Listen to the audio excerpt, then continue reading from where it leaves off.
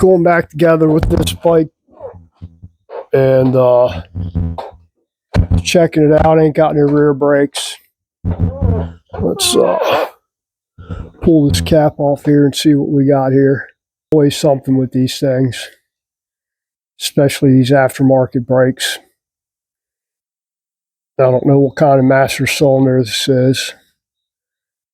And that's kind of the problem with some of this stuff. You don't know what it is. The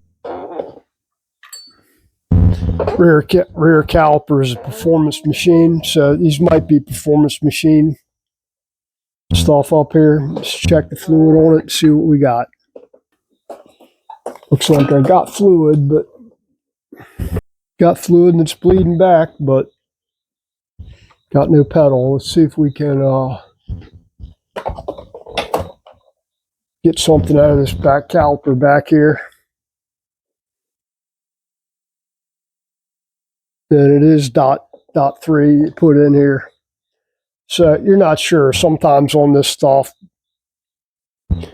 on Harleys up until probably 04, 05, they always use dot 5 brake fluid from like the official dates were September of 1976 until pretty much 04 or 05 when they switched to using dot 4.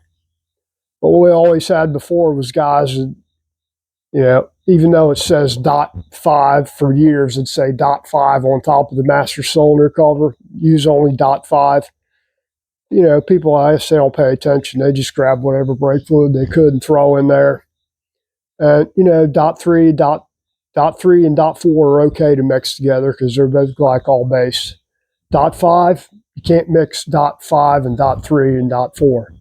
Or you can't mix 5 with 3 or 4. It turns into a goo.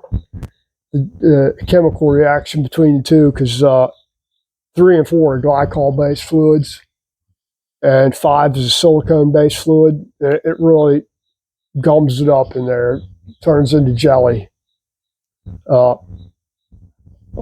So dot 5 is usually pretty easy to figure out because it's dyed purple, so it should be a purple color. Dot 3 and 4 are a yellow color. Yellowish, should be. If it's orange looking, it's got rust in the system somewhere.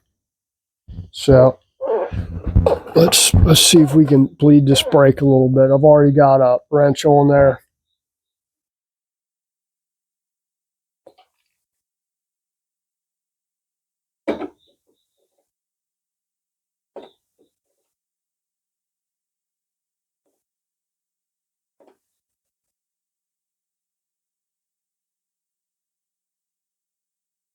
Got a lot of air in this thing.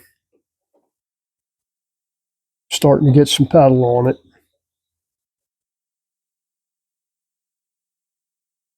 Still got air.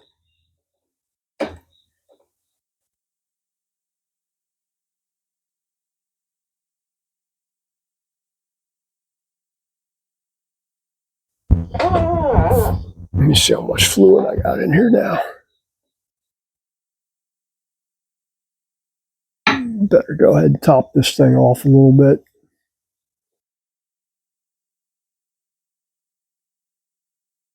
Now this bike had been sitting for, this is the bike that had the blown head gasket. This thing had been sitting for at least 2 years.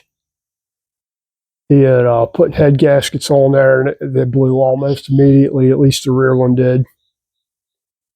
But we've just been kind of going over it and checking things out before I get back to him. He's selling this bike. He has a, so let's pop some brake fluid in here when I'm done here.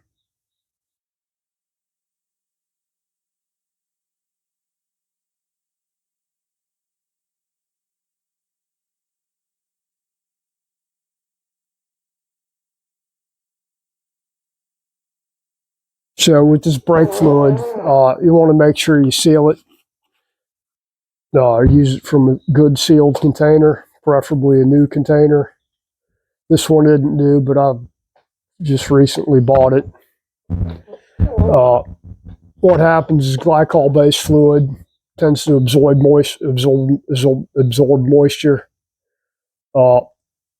Horrible. That's why you should be changing your brake fluid about every 2 years or so. But I'm just testing this system right now to see if we can get it to bleed up, to make sure I don't need a master cylinder or a caliper or whatever. And then I'll suck all this through there, fill it back up with nothing but fresh.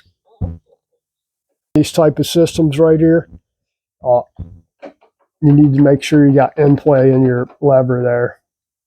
Plenty of end play. This one does. It's adjustable right here on the push rod. A lot of people never check that. On stock Harleys, they used to be adjustable, but they switched it to built-in free play. Probably, I don't remember when, probably 80 something. So all the ones like 80, probably 86 and later have free play already built into the master cylinder, but you should still check it to make sure that you're not binding up, because it'll definitely lock the brakes up there that time. And that actually feels pretty good right there. So I'm going to grab a wrench and check all these brake lines, make sure they're all tight, because they're using copper fittings on here.